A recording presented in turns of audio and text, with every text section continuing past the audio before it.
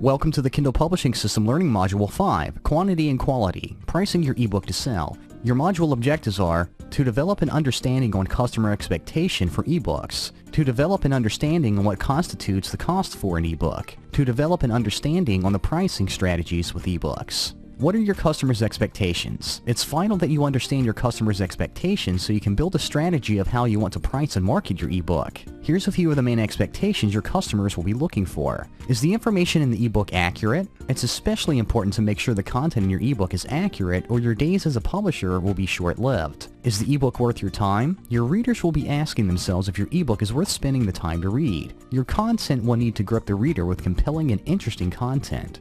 Is it worth the money? It's obvious the best way to make sure you become a successful Kindle publisher is to make sure you deliver an outstanding product that people will be more than willing to buy. Is it cheap? And of course, what's the price?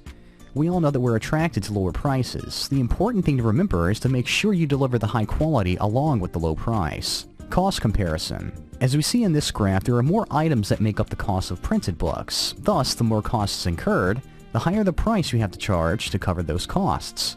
In comparison, overhead costs of an ebook are much lower, and therefore people will expect the price to be low. You can sell your ebook for any price you want, as already mentioned in the previous chapter. Overpricing may be tempting, but this is highly discouraged. This will only turn off your potential customers, amounting to small sales figures. In fact, selling at lower prices is the best way to go.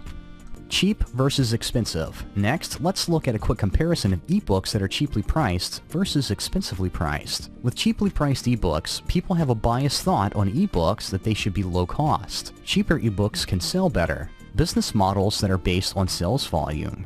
Generally, an ebook at $2.99 sells well on Kindle. Cheaper books tend to be purchased when impulsive buying kicks in. With expensively priced ebooks, overpricing can drive customers away. It can cause you to be boycotted. People will only pay a high price if they are sure of the quality. Only established writers can ask a high price. People think twice before purchasing.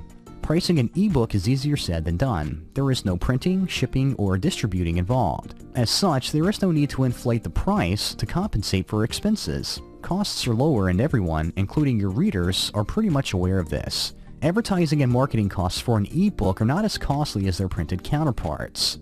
Only a handful of people are required to make an ebook, which means less expense for overhead. The bottom line is that they cost less to produce, which is obviously more popular, especially in today's economy. People are biased against the true worth of downloadable content such as ebooks. Apart from low distribution and production costs, ebooks typically don't exist as hard copies. They can't be shared or copied because of restrictions and proprietary format unless you have a special license.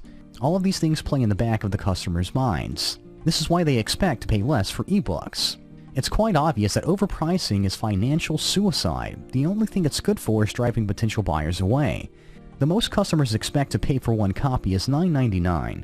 Even at this level, some would already think twice of hitting the purchase button. Of course, selling at a lower price does pose a risk for your profit, as you want to cover your costs also. In general, an ebook price at $2.99 tends to do well in the Kindle bookstore. Volume versus price approach. As we can see by this graph, it's better to price your ebook low and make your income up on volume.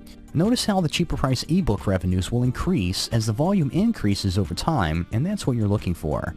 Selling at lower prices also has another benefit in terms of gaining profit. People don't mind making a purchase when they see a low price. They won't think twice about clicking the purchase button. More often than not, people will act on impulse and buy a low price ebook as soon as they see it. For instance, suppose that you're selling an ebook at $9.99. Selling one copy is definitely a good thing for profit. However, selling a lot of copies poses as a challenge.